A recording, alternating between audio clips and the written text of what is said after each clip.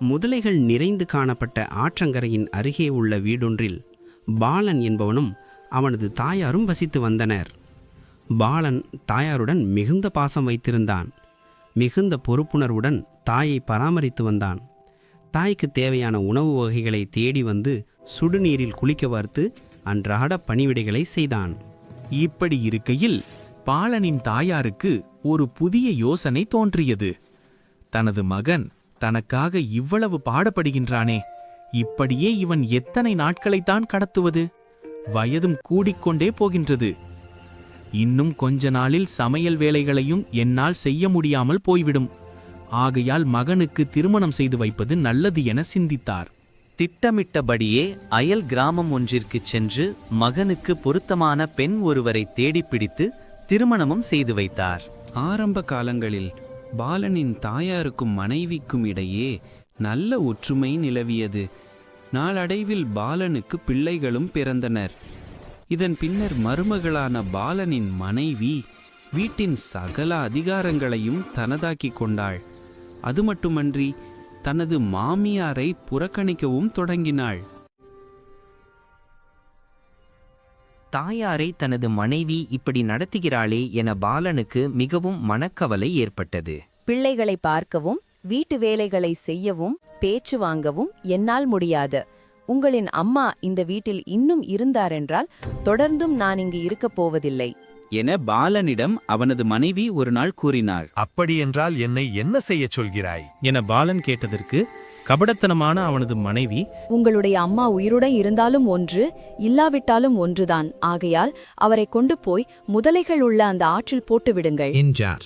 எப்படி இதனை செய்வது என பாலன் கேட்டான். அவள் இரவில் நன்றாக நித்திரை செய்ததும் அவரை கட்டிலோடு தூக்கிக் கொண்டு சென்று போட்டு விடுவோம் என்றாள் பாலனின் மனைவி. திட்டமிட்டபடியே அவ்வாறு இருவரும் அவரை கட்டிலோடு அன்றைய இரவு வேளையில் தூக்கி கொண்டு செல்ல முயற்சித்த போதிலும் பாலனின் தாயார் நித்திரையிலிருந்து திடீரென விழித்து கொண்டதால் அவர்களின் முயற்சி பலனளிக்கவில்லை. ஆகையால் ஆற்றில் போடும் முயற்சிக்கு பதிலாக அவரை மயானம் ஒன்றில் போட்டுவிட முடிவெடுத்தனர். அன்றைய காலங்களில் மரணமானவர்களை மயானத்தில் புதைப்பதில்லை. அதற்கு பதிலாக சடலத்தை அப்படியே மயானம் ஒன்றில் விட்டுவிடுவார்கள். அவ்வாறே இந்த மகனும் மருமகளும் சேர்ந்து அந்த தாயாரை மயானத்தில் அப்படியே விட்டுவிட்டு வந்தனர். அப்போது ஆழ்ந்த நித்திரையிலிருந்த தாயார் குளிர்காற்று பட்டு திடீரென விழித்து கொண்டார். தான் மயானத்தில் இருப்பதை உணர்ந்த அவர் அதிர்ச்சியுற்று மயானத்திலிருந்து காட்டுப்பக்கமாக ஓடிச் சென்றார். பாலனும் மனைவியும் மறுநாள் வெடிந்ததும் மயானத்திற்கு வந்தனர். தாயார் அங்கு இல்லாததைக் கண்டு திருப்தியுற்றனர். நரிகள் வந்து அவரை கடித்து குதறி தின்றிருக்கக்கூடும் என அவர்கள் நினைத்து கொண்டனர். இதேவேளை பாலனின் தாயார் தனக்கு நேர்ந்த இந்த நிலையை எண்ணி கவலையுற்றபடியே அங்கு காணப்பட்ட மலை குகை ஒன்றின் அருகே சென்று அமர்ந்து கொண்டார். அவர் அமர்ந்திருந்த அந்த மலை குகையில் கொள்ளை கோஷ்டி ஒன்று ஒளித்திருந்தது. அதிகாலையிலேயே தமது குகையின் அருகே வயதான ஒரு உருவம் இருப்பதைக் கண்ட அந்த கொள்ளை கோஷ்டியின பயந்து போனார்கள். அவரை ஒரு பேய் என நினைத்துவிட்டனர். உடனடியாக மந்திரவாதி ஒருவரை அழைத்து வந்த கொள்ளை கோஷ்டியினர் இந்த பேயை மந்திர சக்தியால் விரட்டுமாறு கூறினார்கள். மந்திரவாதி மந்திரித்த போதிலும் பேயோ போனபாடாக இல்லை. இதனால் மந்திரவாதியும் கொள்ளை கோஷ்டியினரும் பயத்தில் நடுநடுங்கி போனார்கள். இந்த பேயை விரட்டுவது லேசுபட்ட காரியமல்ல என எண்ணிய அவர்கள் அந்த குகையை விட்டு தலைதெறிக்க ஓடினார்கள். இதனையடுத்து அத்தாயார் அந்த கள்ளர் குகைக்கு உள்ளே சென்றார். உள்ளே சென்றவள் ஆச்சரியப்பட்டு போனார். அந்த கொள்ளை கோஷ்டியினரால் கொள்ளையிடப்பட்டு மறைத்து வைக்கப்பட்டிருந்த ஏராளமான தங்க நகைகள் அங்கு குவிக்கப்பட்டு கிடந்தன. உடனே அத்தாயார் அந்த நகைகளில் பளிச்சென்றிருந்த பெருமதிமிக்க தங்க மாலையொன்றையும் இரத்தின கற்கள் பதித்த மோதிரம், வளையல் என பலவற்றையும் எடுத்து அணிந்து கொண்டார். மிகுதி தங்க ஆபரணங்கள் சிலவற்றையும் பொதிக்கட்டி கொண்டு மகனின் வீடு நோக்கி சென்றார்.